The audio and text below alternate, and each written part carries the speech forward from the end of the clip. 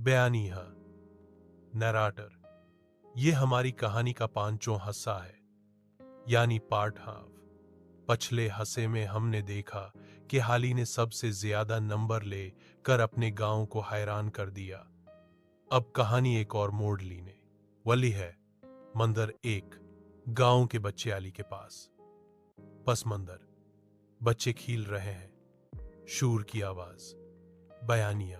परीक्षा के बाद गांव के कुछ बच्चे जो पहले अली का मजाक उड़ाते थे अब उसके पास आने लगे। बच्चा एक शर्मिंदा लहजे में, अली भाई, तुम तो बहुत मेहनती हो, क्या तुम हमें भी पढ़ा सकते हो? बच्चा दो, शरारत कम और इज्जत ज्यादा। हाँ, हमें भी समझाओ ना, हमें अब लगता है पढ़ाई जरूरी है। अली मुस्कुराकर, क्यों नहीं, हम सब मिलकर पाएंगे। पढ़ाई किसी एक की नहीं, सबकी जरूरत है। दृश्य दो। अली का पहला सपना हकीकत बनना शुरू। पृष्ठभूमि। अली बच्चों को पढ़ा रहा है। पुरानी कॉपियां और टूटी पेंसिलें बयान। यूं अली ने शाम के वक्त अपने घर के बाहर बच्चों को जमा करना शुरू किया। वह ईंट पर बैठकर पढ़ाता, बच्चे जमीन पर बैठ जाते। पुरानी कॉपियां, टूटी हुई पेंसिलें, लेकिन ख्वाब सबके रोशन। मां फख्र से, मेरा बेटा खुद भी पढ़ता है और दूसरों को भी पढ़ा रहा है, अल्लाह उसे कामयाब करे। मंजर तीन। गांव के बड़ों का रद्द-ए-अमल। पृष्ठभूमि। मर्द बैठे बात कर रहे हैं। हुक्का की आवाज।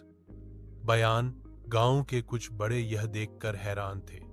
बुजुर्ग एक, यह मजदूर का बेटा दूसरों को पढ़ा रहा है, कमाल है।